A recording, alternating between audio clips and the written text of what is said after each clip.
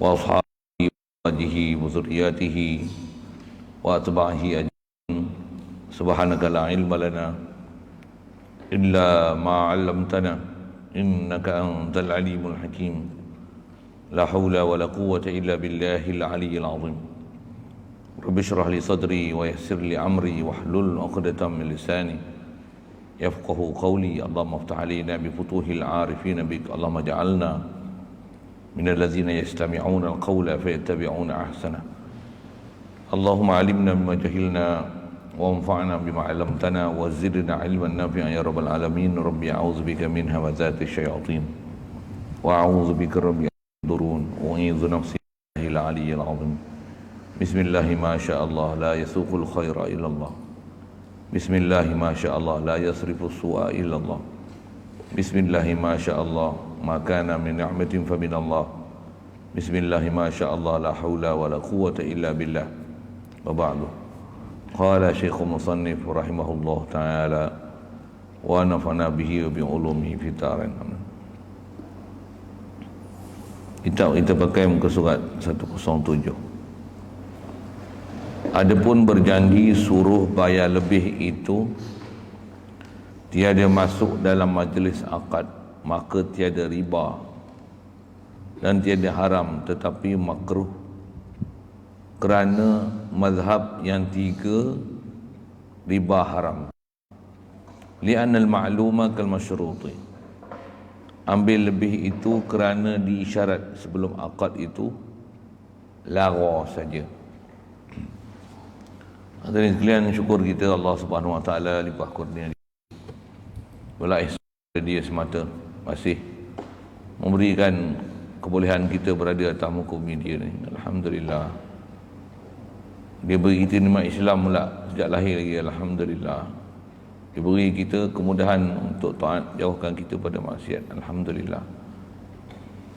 Nikmat besar lagi diberi dengan disedarkan kita kepada dia. Apatah lagi sentiasa diberi kita sedar kepada dia.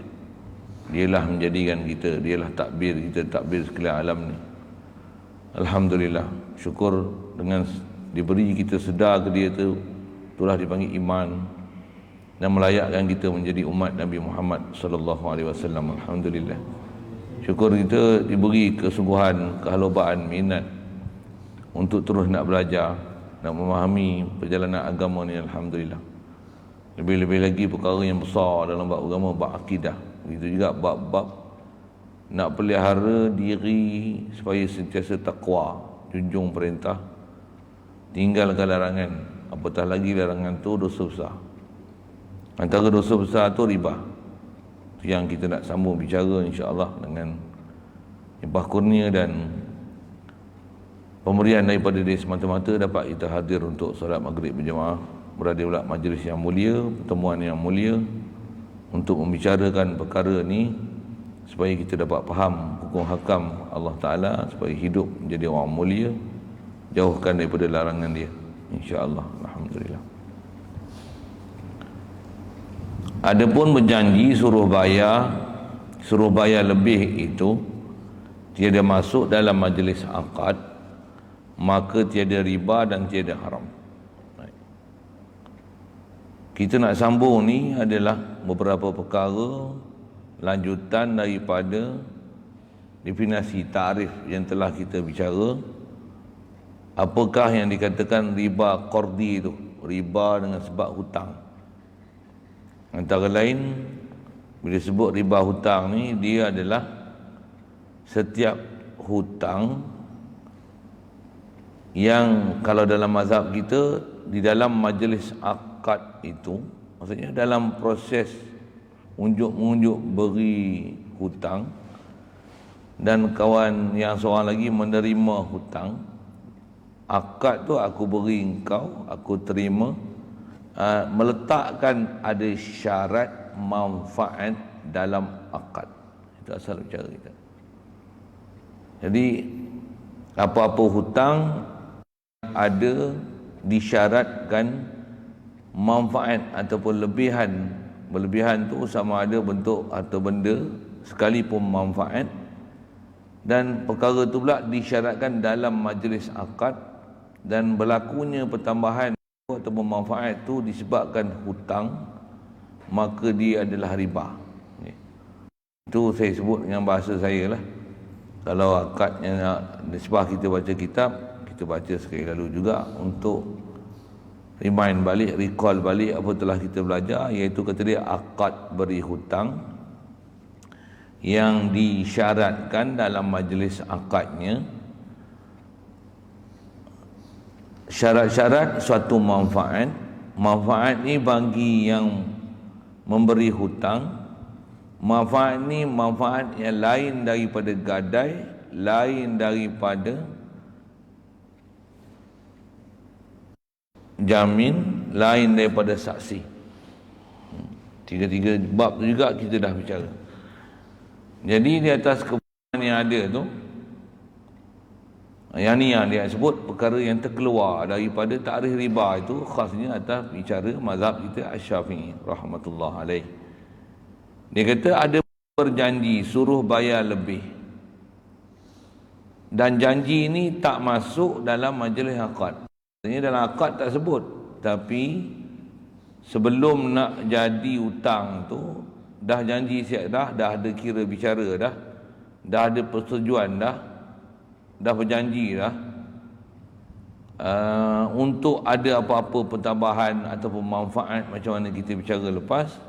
Yang pertambahan tu pula yang tak dibenarkan dalam syarak. Dia bukan dalam bab jamin, dia bukan dalam bab gadai, dia bukan dalam bab saksi. Jadi kalau apa-apa janji yang bukan duduk dalam akad tapi sebelum pada akad, maka tiada riba dan tiada haram. Tak riba pasal apa?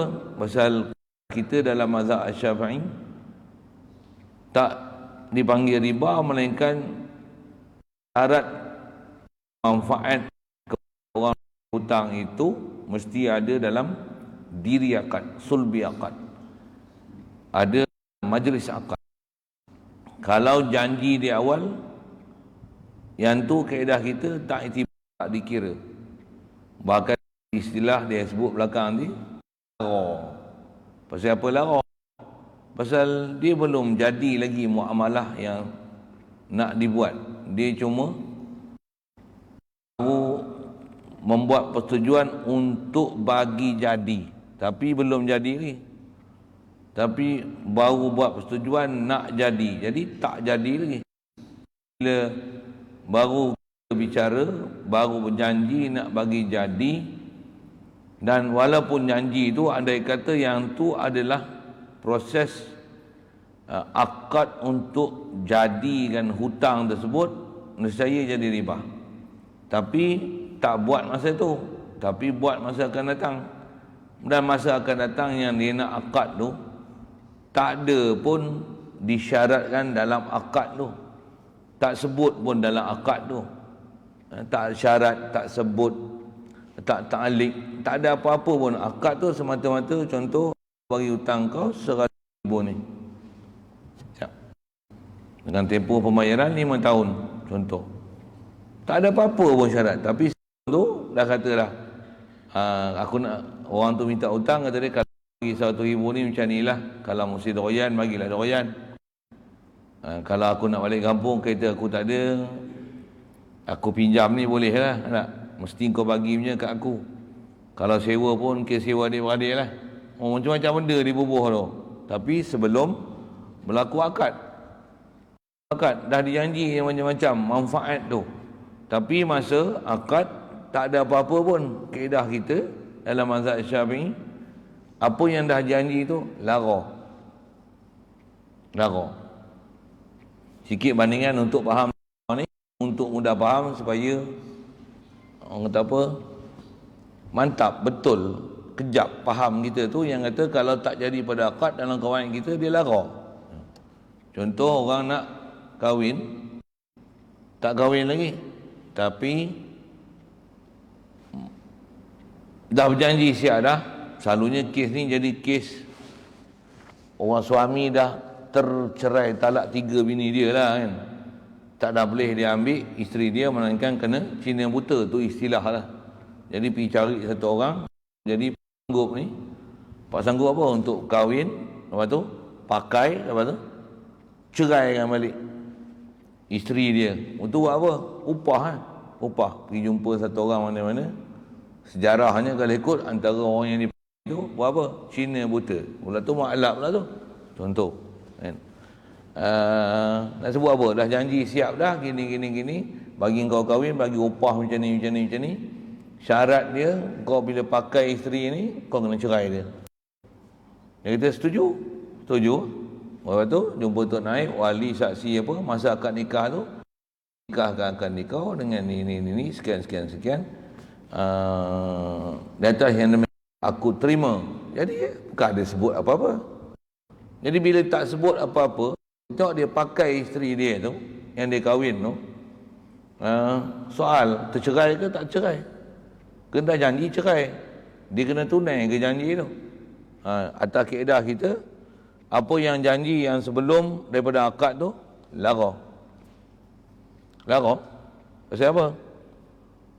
Sekalipun misalnya dalam perjanjian tu ada dipersetujui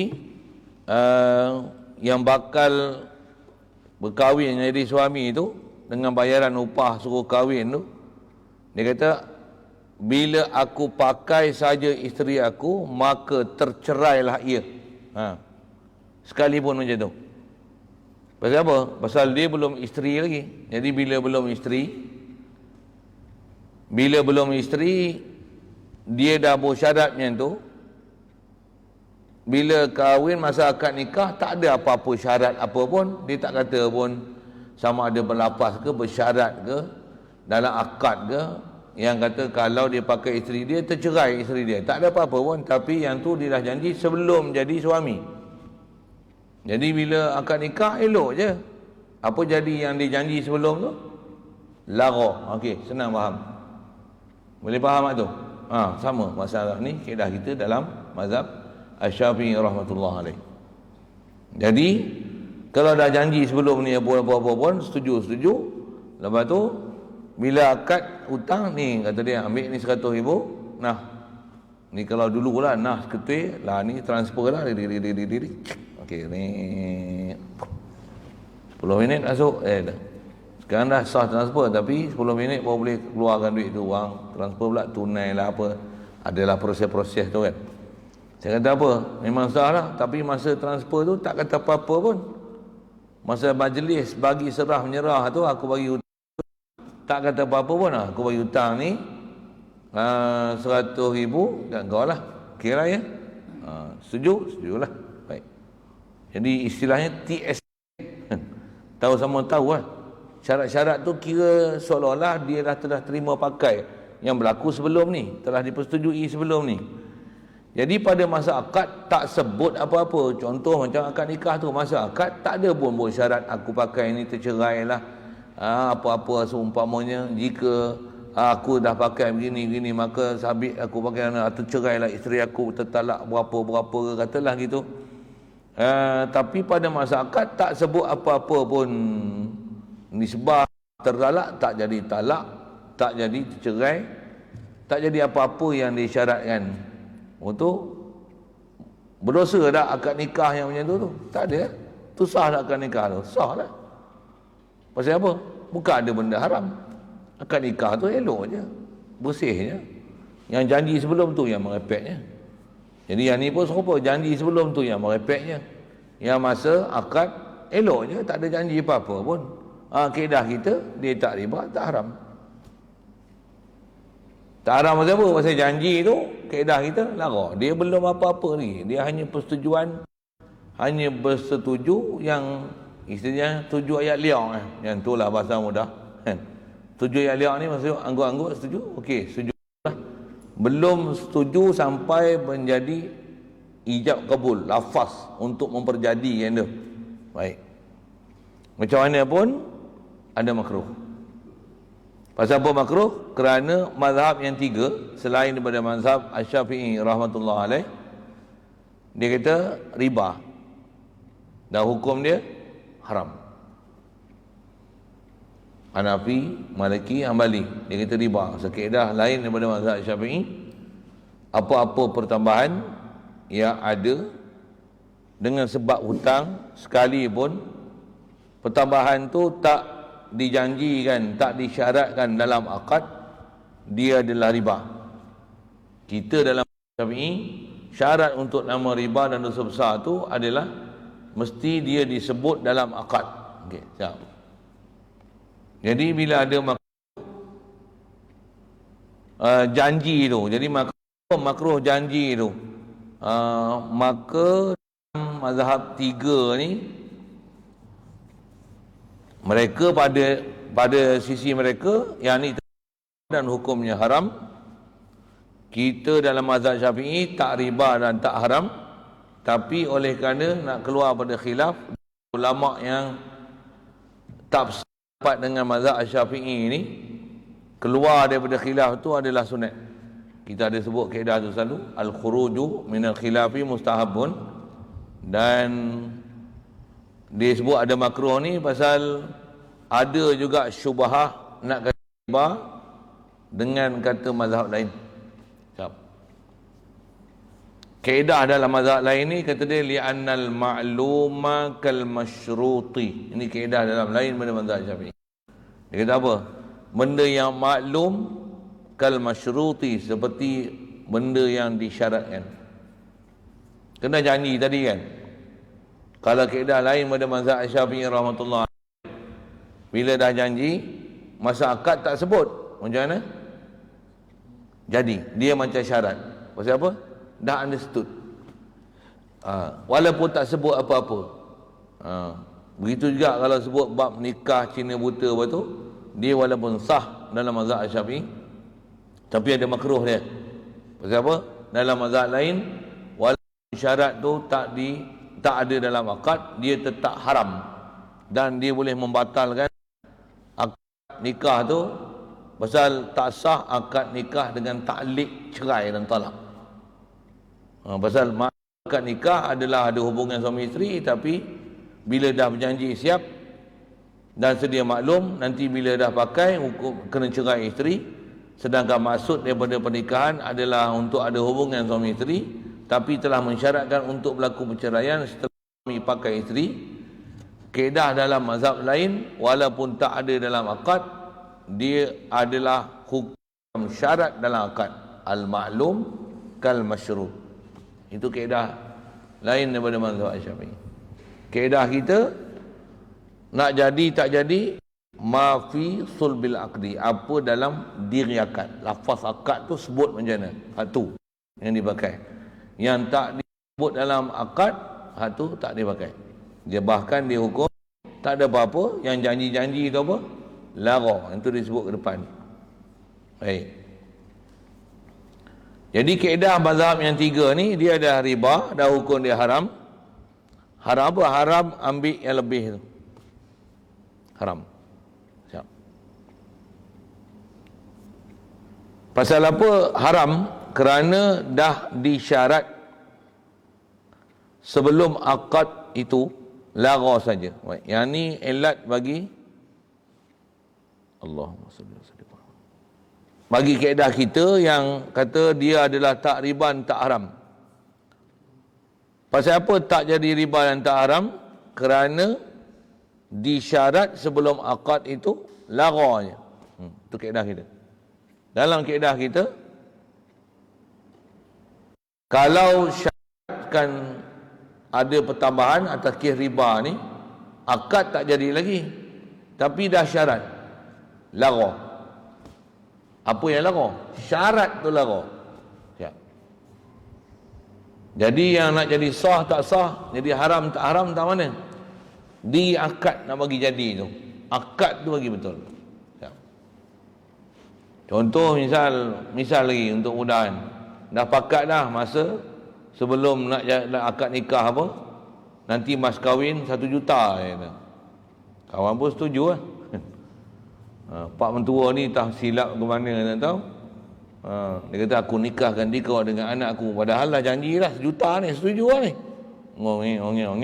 Dengan mas kahwinnya RM10 tu dia kata ni, kawan buat aku terima akan nikahnya di atas yang demikian tersebut itu.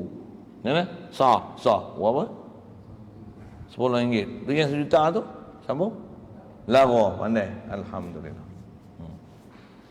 Pasal i'tibar ila bima fi sulbil aqdi, apa yang ada dalam akad. Itu kaedah kita. Yang tu asal nak sebut tentang akad tu. Ada pun lepas akad, lepas tu minta lebih. Yang tu pun kita bicara dah. Apa dia? Kita dalam mazhab Syafi'i atas nama riba, dia tak riba. Tapi minta lebih tu tetap haram. Pasal apa? Pasal dia lebih. Ambil harta orang, makan harta orang cara batil, kan? Pasal tak ada hak dia nak ambil lebih daripada apa yang melainkan kadar dia berhutang. Kadar dia berhutang tu. Lepas itu kalau dia ambil lebih sedangkan tak ada janji apa-apa, tetap haram. Tapi atas nama riba, tidak. Pasal akad tu tak akad riba. Ya, boleh. Selesai tu. Jadi kalau kita faham tu, muamalah riba ni dalam mazhab lain mazhab Syafi'i lagi ketat lah. Satu batil ada orang kata, kita apa? Kita di Malaysia ni muamalah kita banyak ikut mazhab Hanafi ni. Hebat muka. Mazhab Hanafi benda. Masa bila orang yang kerja bank apa tu, pegawai-pegawai bank, pengarah-pengarah bank tu yang dia faham mazhab Syafi'i, Hanafi, Maliki, Hambali, masa bila dia pandai-pandai mazhab yang dia ikut mazhab Hanafi ni, tentu kita belik tu. Ada orang cakap macam tu lah, profesor lah tu yang cakap tu, PhD tu. Jadi ahli majlis fatwa pula, dia kata pasal, kata dia, kita ni dalam bab muamalah banyak mengikut mazhab Hanafi. Mana bila dia ikut Hanafi? Bengong, bengap, apa pun tak tahu. Buat betul-betul ikut sistem konvensional orang putih punya, orang kafir punya sistem. Daripada sistem orang kafir itu diterjemahkan dalam sistem kita. Tak ada bunyi apa-apa pun Islami apa-apa, yang kemudian ni barulah bunyi Islami. Lepas tu tanggungan apa yang telah dibuat tu kepada mazhab Hanafi. Tak ada. Batil, palsu, bodoh, bengap, sesat. Macam tu lah bahasanya. Tak betul. Dia istilahnya apa dia? Cuba memurnikan perkara yang dibuat secara batil, yang tak sah dalam amalan kita, dalam muamalah kita dengan sistem perbankan ni. Cuba cari alasan untuk menghalalkan dia. Itu sebenarnya yang dia buat. Dia orang tak ada pun buat dulu atas kaedah mazhab Hanafi ke Syafi'i. Tak ada pasal. Dia melanggar gitu ya, redah gitu ya, lenggah gitu ya. Sikit sebut gitu. Jadi atas kita bicara ni macam ni lah. Allahumma salli ala sayyidina. Baik. Macam mana pun yang kat kita lah ni, zaman lah ni kan memang nak cari akad ni memang susah. Satu kan. Macam mana pun bila nak buat jadi tu, hari nak bagi jadi tu, dokumen semua dah siap dah kan. Apa kita pergi buat? Pergi sign. Sign tu dia hukum macam akad. Tu. Pasal yang tu ada dalam kawaid kita mazhab Syafi'i sekalipun. Ma ya'udun nasu bai'an fahuwa bai'un, ma ya'udun nasu riban fahuwa riban. Apa yang dibilang, dikira dalam muamalah kita sebagai riba, dia ialah riba. Yang mana yang jual beli, dia ialah jual beli. Walaupun hanya dengan unjuk-unjuk, hanya dengan turunkan tanda tangan. Baik. Teruk krisis elektrik kita ni. Baru 1 ekor, cadang nak buat 2 lagi tu. Kantoi buat tu kan, gelap dia pun. Terus kita ni kalau yang ujung-ujung sana tu rasa teruk lagi tak, kesian dia pun. Nak tutup ke apa. Doa lah banyak, mudah-mudahan dia tu cepat-cepat buat apa tu. PKP kita tak boleh buat kerja, demo yang boleh buat kerja tu tidur ke apa tu. Tukar kabel aja pun kan. Kot nak selesai masalah. Dia sebut gitu sikit. Kot ada yang dengar kuliah ke apa, geng-geng tu, dia buat cepat sikit kan.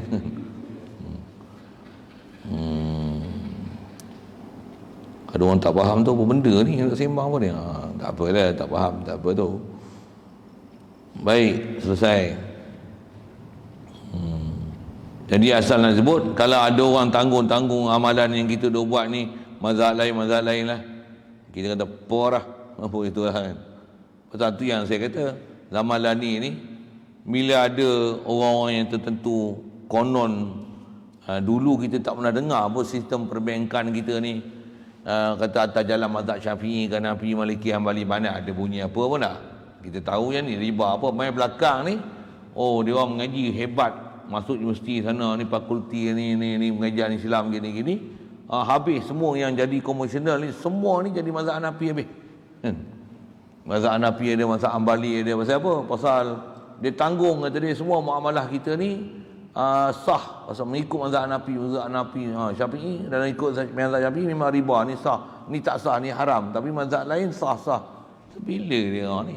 Tu satu tengok jumpa kantoi rupanya. Bab riba kita punya lagi ketat daripada mazhab Syafi'i. Macam mana dia boleh kata muamalah yang ada dalam sistem perbankan ni adalah mazhab lain daripada mazhab Syafi'i? Dia orang nak tanggung tu, seingat saya pernah duk dengar dia orang duk bahas dulu, dia orang nak tanggung tu tak ada akad kita tu. Dia kata kita memang tak ada akad pasal kita muamalah dengan mazhab Hanafi. Okey, bubuh pi lah tu kan. Tapi mazhab Hanafi walaupun tak ada akad, tapi apa yang maklum itu adalah macam masyrut, dia lah hukum riba, adalah riba. Dema pula yang kata ikut Hanafi, Maliki, Hambali tu, dia kata tak riba. Pasal apa? Yang ni adalah Islamic banking. Itu kita pelik tu. Tu yang kata orang yang ngaji akademik saja pun dia kata muamalah yang ada ni lah riba. Mai ustaz mangkor ke mana ni tak tahu. Duk jaga gaji je kot kan. Jaga periuk tak berasap, nak jaga allowance, nak jaga title jadi menteri agama ke apa kan, macam tu kot kan. Member of parliament, satu keluar ayat-ayat menyokong dasar-dasar pemerintah. Kalau ikut kaedah kita, tidak yang mana haram lah weh, mana boleh tengok kata halal. Dia jadi macam arak tu lah. Arak ni memang haram.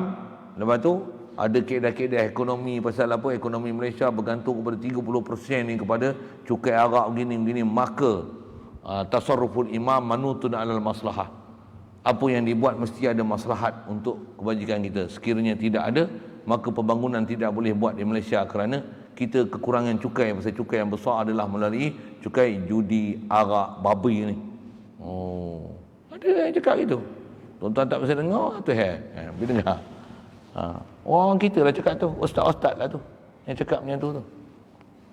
Sakit kepala kita tengok. Yang zaman-zaman lah ni pun apa lah. Bila kita sebut macam ni kata dia, yang ni tipu, konspirasi lah apa-apa. Macam-macam. Tengok lah ni, orang putih ni mengaku, kata dia sebenarnya kita memang telah bercadang untuk mengawal dunia. New world, new generation, apa dia? Dia nak hadkan populasi manusia macam ni, nak mampus seramai mungkin. Pasal dah terlalu ramai, kata dia, padat sangat penduduk dunia ni, gini. Dulu bunyi macam konspirasi. Lah ni dia orang yang mengaku sendiri. Habis nak kata apa? Sikitlah bunyi gitu kan. Sama lah dalam bab-bab riba ni. Konon mazhab Hanafi, Syafi'i apa, tengok riba habis semua. Bahkan Yahudi sendiri mengaku, kata dia, semua ni kami buat untuk kami menguasai ekonomi satu dunia ni, supaya semua tunduk di bawah cengkaman kami. Mereka tak akan boleh buat apa-apa sebarang untuk menggugat apa kuasa yang kami ada. Kami kata duit turun, kami kata naik. Dia orang mengaku sendiri mazhab Hanafi, benda itu. Sikitlah ke sana. Tentu kita ni banyaklah yang terlajak ni dalam bab-bab muamalah tu bab ibadat ni satu Allah. Yang kita kata zaman lah ni kita duduk zaman fitnah ni, inilah rupa fitnahnya yang kita tak perasan kat fitnah tu. Yang fitnah kat diri kita pun kita tak perasan juga. Merapu, buang masa, lara, itu pun fitnah yang kita tak rasa. Kita pun terfitnah dengan fitnah yang ada. Fitnah yang ada duduk depan mata, kita tak nampak fitnah, tu satu dah kan? Allah. Itu yang kita disuruh oleh Rasulullah minta doa tu, min fitnatil mahya wal mamas wa min fitnatil masihid dajjal. Minta tu fitnah, maksudnya huru-hara, kekacauan, kekecohan dalam hidup, mati esok, satu hari pada fitnah ni, fitnah dajjal ni, dan dajjal sebelum dajjal pun termasuk dalam doa tu kan? Disuruh kita minta berlindung siapa? Yang ni semua akan menghuru-hara yang kita di sana esok kan? Alhamdulillah. Hadanallah ila siratal mustaqim. Mudah-mudahan Allah Taala taufik kita, hidayah kita, beri kekuatan kepada kita untuk jauhkan benda-benda yang nama fitnah-fitnah yang macam ni. Adapun jika tiada disyarat bayar lebih itu dalam akad dan dipaksa suruh bayar lebih itu, maka ia itu pun bukan riba tetapi haram. Haram ambil yang lebih itu dengan paksa kerana merampas hak orang lain dengan tiada sebenar. Sebut-sebut dah tak? Ni fakta yang Tok Guru ni sebut ni. Ingat. Jika tiada disyarat bayar lebih dalam akad. Dalam akad tak ada pun kata lebih-lebih. Dan dipaksa suruh bayar lebih itu. Dalam akad sebut hutang misalnya 100,000, 100,000. Okey je. Tapi bila dah sampai setahun tak bayar, dia kata apa? Pokok pun berbuah kata dia. Kalau tak buah pun bunga dulu. Duit awak bunga tidak apa tak lagi buah kata dia. Nyindir gitulah. Jadi bayar sekupang apa benda ni setahun dah. Awak nak minta juga 2-3 kata dia. Abang minyak-minyak kereta. Macam tu. Kalau tak bagi lagi saya ambil motor awak. Dia paksa kan tu. Tu antara istilah paksa. Kalau zaman lah ni itulah. Ada yang 2 bulan, 3 bulan tak ada macam mana? Kereta dia tarik, motor dia tarik. Tak tahu tak ada dah depan rumah. Tahan pula tu macam Samsung pula tu, macam bapak dia punya kereta. Tu bahasa kasar tu kan. Ada bab-bab kita bicara dulu pasal kaedah kita, walaupun hanya beli hutang, sekupang pun tak bayar lagi, mengikut kaedah kita dalam syarak, dia dah hak pembeli. Cuma penjual dia ada hak menerima bayaran, tapi hak barang tu adalah hak pembeli lah. Walaupun sekupang pun belum bayar lagi. Walaupun ada pahaman dalam masyarakat kita, kalau beli benda berhutang, selagi tak habis bayar, tak boleh pakai. Seolah-olah gitu. Ramai faham gitu, jangan tak tahu. Tak ada pula kaedah gitu. Ada orang dia warak terlajak gitu pula kan. Warak terlajak macam mana? Dia beli hutang, selagi tak bayar habis, dia tak boleh pakai. Pasal apa? Tak bayar habis lagi ni, hutang lagi ni. Kalau tak bayar habis lagi, hutang lagi, tak boleh pakai, baik tak usah ambil lagi.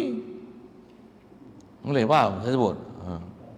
Pasal kaedah kita, walaupun hutang sekupang pun tak bayar lagi, dia dah hak pembeli, semilik tam sempurna dia punya.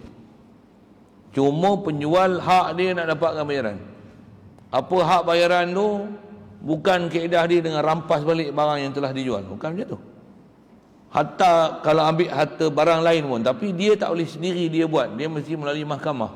Mahkamah yang akan bersidang, buat kuasa penguasaan, pemerintah yang akan keluarkan arahan untuk harta orang yang berhutang tu disita, ditahan apa semuanya, diisytihar muflis ke, untuk orang yang beri hutang ni diberikan hak dia untuk dilunaskan hutang tersebut. Ada perbicaraan tu panjang tu. Jadi kalau ikut ada pemerintah yang kena ambil berat dalam bab tu kan, dalam urusan tu. Baik. Jadi asal nak sebut, kalau tersekalipun tak sebut bertambah dalam akad, tapi ada dipaksa bayar lebih. Antara yang buat macam ni apa dia? Itulah yang dia mahu sebut sistem yang bunyi perbankan Islam tu. Beli rumah bisamanil ajil apalah, harga 300,000. Lepas tu tengok beli samanil ajil apa 600,000. Lepas tu memang janji dia tak payah bayar apa-apa, tapi bila setiap bulan ada miss, dia minta juga charge. Masa akad tak ada apa-apa. Maka akad 300,000 bayar hutang 600,000 lah, bayar 600,000, tak tambah sikit pun. Tengok sampai masa tertentu ada kita buat selek apa, dia minta charge juga. Tu kepala otak apa tu? Atas kita mazhab Syafi'i tetap haram. Pasal ambil harta cara batil. Atas mazhab lain daripada Syafi'i, dia ialah riba. Sikit nak bertanya itulah. Yang geng-geng duk kata kita muamalah ni, muamalah bukan mazhab Syafi'i tapi mazhab Hanafi ni, dia ikut kaedah mana yang boleh pergi Hanafi tu? Kalau ikut Hanafi, Maliki, Hambali, riba tanpa khilaf. Kita mazhab Syafi'i, dia tak riba tapi haram ambil tu. Jadi dia nak tangguh Hanafi tu hak mana tak tahu. Pasal banyak dia mahu nak sebut tu lah mazhab Hanafi, mazhab Hanafi. Sagi dia syarah gini-gini kata dia, kita yang ni tak ikut mazhab Syafi'i. Jadi kita ni mazhab Syafi'i ke? Tujuan dia nak sebut tu, dia nak pelakir dengan mazhab Syafi'i tu dan menunjukkan sebenarnya kita sebenarnya bukan bermazhab dengan mazhab Syafi'i sepenuhnya. Adalah geng-geng tu. Tuan tak bisa dengar sudah dah. Saya bisa dengar ubat tu. Berbulu dia dengar. Rasa nak singgung lagi. Pasal memang bengap tak kira bapak tu. Merepet tu. Baik, dari kaedah kita walaupun dia tak setuju, tak syarat bayar lebih dalam akad dan dipaksa suruh bayar lebih bila tempoh-tempoh tertentu atau sebab-sebab tertentu, dari segi nama riba, dia tak riba dalam mazhab kita, tapi dia adalah riba dalam 3 mazhab lain. Baik, tetapi perbuatan minta lebih itu haram. Ambil yang lebih itu dengan paksa. Pasal apa? Kerana hukum merampas hak orang lain dengan tiada sebenar. Dia hukum al-ghasbu, hukum rampas. Dia hukum ghasbu, babul ghasbi ya. Dia istilah malil ghair. Apa? Kita mengerasi harta orang lain atas jalan paksa. Ala qahriyah, atas jalan paksa. Apa dia? Minta supaya orang bayar lebih. Atau istilahnya dia dipanggil ghasbu. Orang pihak bank ke apa yang minta lebih tu dipanggil ghasib, merampas. Dia bukan akil riba, tapi dia panggil ghasib, perampas. Sedangkan larangan dalam Islam tetap ada, wala taqulu amwalakum bainakum bil batil. Ya. Kalau pokok lani moden mau dikata macam ni, yang ni tasarruful imam manutun ana masalah. Imam bila dia kata kena macam ni bayar, tentu ada maslahatnya. Kepala otak maslahat. Nah tu. Lama ni memang apa-apa sikit imam kata apa kita kena taat. Ulil amri. Zaman ni banyak dihebohkan ulil amri. Suatu zaman dulu ulil amri tak betul, semua lawan. Adalah satu puak tu macam tu kan. Semua tak betul. Ceramah pun hentam ulil amri je. Kedepuk. Orang tak betul. Bila dia salah satu daripada komponen ulil amri lah ni, macam mana? Apa-apa sikit ulil amri. Sami'na wa ta'na. Kita patuh. Kerjaan buat mesti ada maslahat. Tasarruful imam manutun alal masalah. Mesti ada maslahat. Mesti ada maslahat. Kerjaan telah buat yang terbaik. Kerjaan takkan nak menzalimi kita. Takkan nak membiarkan kita mati. Kerjaan, lembut tegak dengar. Agak sikit. Yang ni yang kata kena mengaji ni, kita faham elok-elok. Mudah-mudahan telah hindarkan kita daripada terjebak dalam krisis-krisis yang macam ni lah. Pasal terjebak dia dah masuk nama riba, nak keluar susah. Tuan-tuan saya tak tahu, pasal saya pun kenal juga ada kawan-kawan yang terjebak daripada dalam bab riba ni. Bila terjebak memang susah nak keluar. Bukan boleh keluar lari gitu je. Ada juga lah sahabat-sahabat yang tengin gitu kan. Dia kata dah terjebak dengan riba ni, macam mana? Berhenti terus tak bayar langsung, buat tak tahu je. Habis kena blok. Nak pergi keluar negara tak boleh, nak pergi sini tak boleh, umrah tak boleh. Ada terlepas sekali, lepas tu ni tak boleh bayar, ni tak boleh. Habis tak boleh apa. Kalau ikut nisbah kerajaan dah secara bangkrut. Bukan macam tu kaedah dia untuk lari daripada riba. Bahkan yang tu silap lagi teruk daripada. Lagi teruk kena. Lagi besar bayaran riba yang dia ambil. Lagi banyak dia jadi merampas hak kita. Dah terjebak satu hal, tapi kena cerdik cari jalan untuk keluar. Bukan kaedah dia buat menuhin aja, aku tak nak bayar pasal bayar ni riba, aku tak nak terlibat dengan riba, jadi dosa besar. Buat macam mana? Aku tak nak bayar. Dia buat bengap apa? Tak nak bayar, lagi besar kena bayar daripada apa yang sepatutnya kena bayar. Boleh faham saya cakap apa? Yang kata sepatutnya, istilahnya sebelum kaki terkena jerangkap samar, berhati-hatilah jangan kena jerangkap.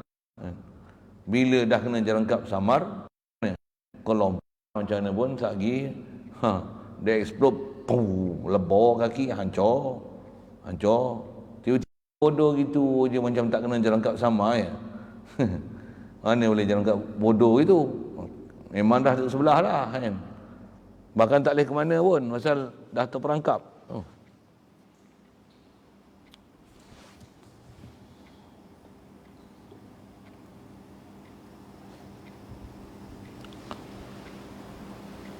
Baik. Adapun disyarat dalam akad suruh gadai suatu bagi orang yang memberi berhutang atau disyarat orang jamin atau disyarat saksi, maka iaitu tiada jadi riba dan tiada haram. Dah bicara dah. Dia start bicara panjang lah situ. Pasal saya bicara panjang dah situ. Kalau siapa yang tak dan ikut ni, refer baliklah video yang sebelum ni apa. Nanti yang mengaji tak boleh celum-celam.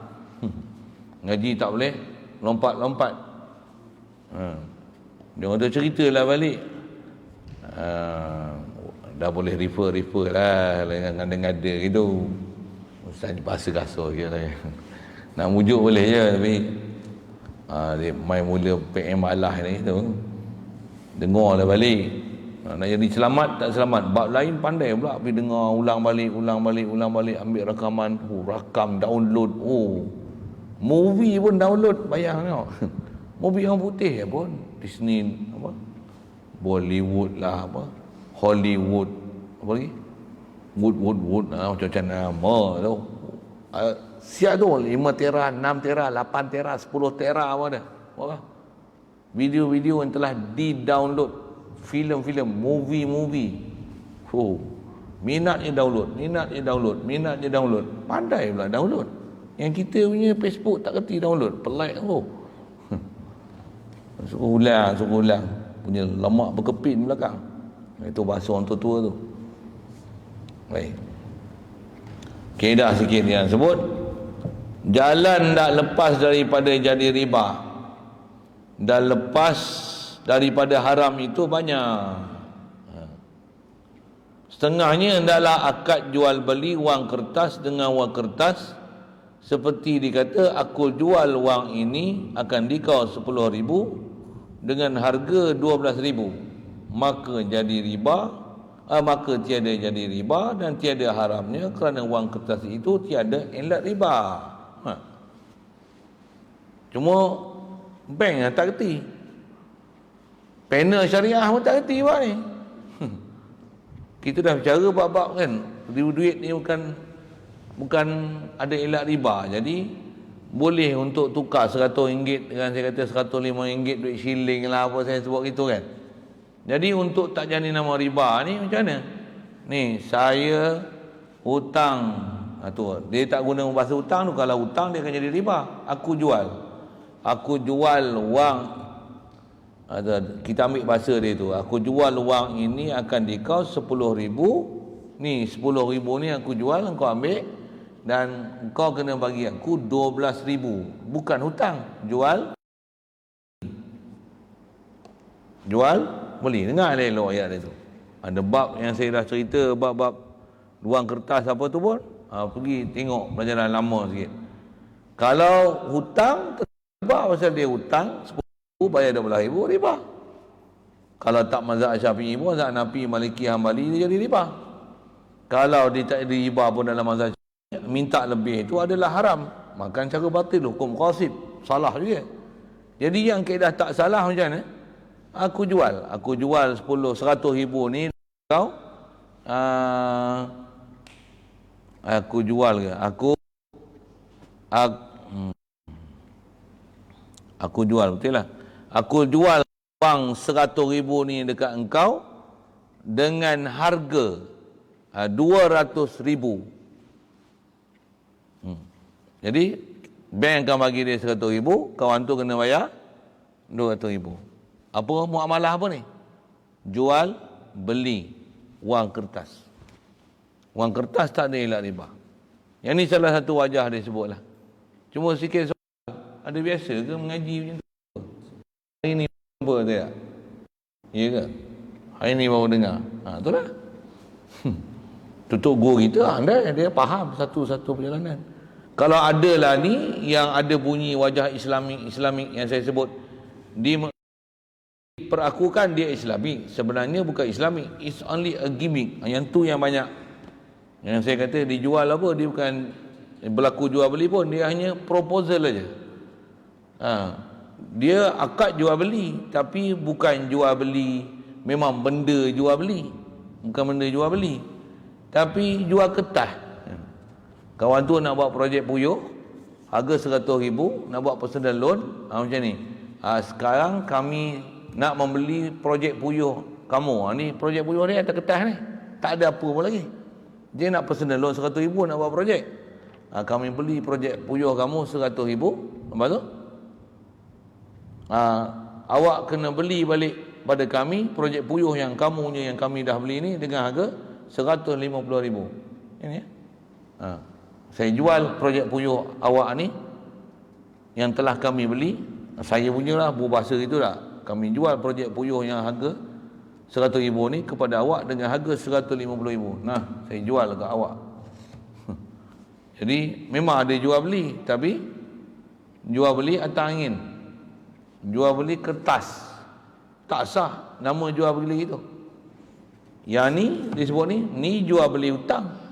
Aku jualkan 100,000 kau ni dengan kau bagi aku 200,000. Jual dan beli wang kertas. Boleh? Jual dan beli wang kertas itu antara helah untuk tak jadi nama riba. Jadi siapa yang berkenaan dalam bab tu ambil tahulah. Cuma kalau kita cakap dekat bank macam ni, bank pun melenggung macam ni. Ni apa ni? Kau ngaji kat mana ni? Kitab apa kau pakai ni? Bening ke kau? Memang dia orang bening. Dia orang bukan faham. Ada dia orang benda yang nama riba tak nama riba. Kita faham elok-elok mana riba tak nama riba. Satu kita kata muamalah mereka memang riba. Itu yang saya kata, jangan kata ustaz-ustaz. Bahkan orang-orang kerjaan akademik yang konvensional kerja bank pun dia kata riba. Habis ada ustaz yang mangkuk ayun ni yang nak jaga gaji, yang takut perut tak berasap ni, tambah dia jadi panel syariah apa macam tu. Yang ni yang kata tak riba ni, bahkan dia kata Islamic banking. Yang itulah kena perhati. Kita sebab kitab pun kita habis hujung dah ni dengan apa nak bicara, walaupun pendek tapi kalau faham tu banyak perkara faham tu, dan dengan tu insya-Allah jadi sebab untuk kita boleh menilai apa keliling kita yang apa nama riba tak riba. Allahul musta'an. Kalau ada masalah lain tanya dengan apa bicara selesai. Alhamdulillah dapat kita selesaikan kitab ni. Jadi disebut pun kaedahnya banyak. Jadi yang kita dah sebut satu. Jadi antara yang saya sebut batil yang duk ada tu, yang itulah kebanyakan yang duk berlaku sekarang. Yang banyaknya hak tu, yang batil tu, yang tak kena cara tu, yang tu yang banyak. Yang canang-canang kan, seolah-olah dikatakan dia adalah Islamic banking. Ya ke? Pasal kaedah Islamic banking, kalau nak kata jual beli mesti memang dah beli lah, rumah dah ada dah. Ni rumah tak ada lagi, rumah tak ada dah, baru proposal kertas kerja kata aku nak beli rumah tak ada lagi. Lepas tu bank dah beli dah rumah tu daripada pemaju, padahal rumah tak ada lagi. Lepas tu bank jual balik kat kita. Macam-macam istilah Islamik dia reka lah, baik bisamanil ajil lah, kelapa Allah nama lah, bahah lah, kubal lah, macam kan saya sebut. Panjang-panjang lagi, panjang sangat yang dah saya sebut. Mudah-mudahan taklah itu hati kita betul-betul apa perjalanan yang namun haram tak, mudah-mudahan kita jauhkan dan hindarkan diri daripada yang haram ni, pasal dia adalah dosa. Satu siapa terjebak lagi dengan loan apa ni, kalau setuju pun cuma tak pergi sign, berhenti kan dia, tak rugi pun sign tu. Rumah sendiri pun tak ada masalah, Kalau kita tak pernah tengok ramai dengan kita ni yang tak pernah duduk rumah sendiri pun.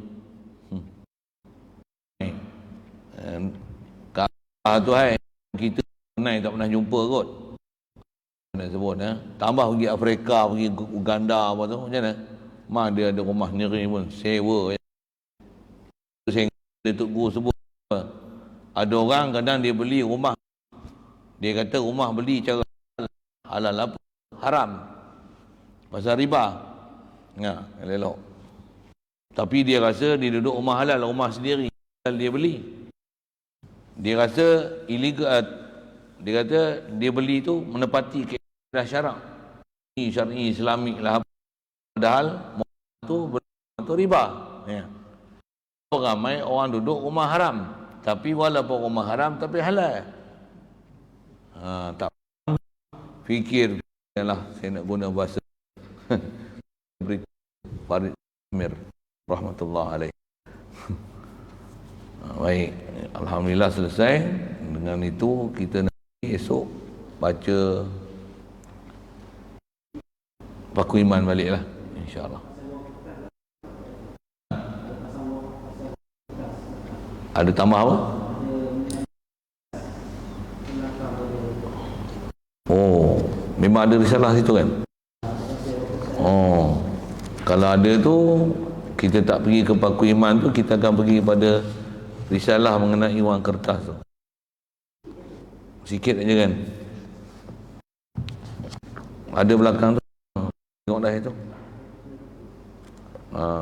Bila dah ada tu, kita kan kitab, siapa yang beli kitab besar ni, dia sebut wang kertas. Situ nanti kita akan kenal lagi lah wang kertas tu apa sebenarnya, insyaAllah. Jadi esok tu kita adalah sedikit bicara tentang wang kertas untuk menambah fahaman lagi muamalah apa yang kita duk bicara ni, khasnya mengenai wang kertas tu, insyaAllah. Ada soal? Yang pasal jual beli tadi, Ha. yang tukar muka 10,000 dengan 12,000 kan, dia tak ada syarat tempoh mana berapa lama.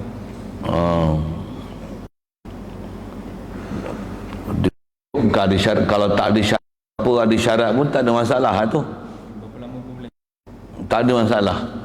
Sekalipun bukan lama masa tu kan. Macam saya sebut duit kertas tu, saya nak tukar RM100 ni, nak duit shilling, boleh, tapi awak kena bayar dia RM105. Baru saya bagi duit shilling RM100. Ada syarat-syarat dia, 2 bulan 3 bulan. Nanti tak ada masalah bertangguh atau tak bertangguh untuk bayar RM12,000 tu. Tapi ada bicara ni bertangguh lah.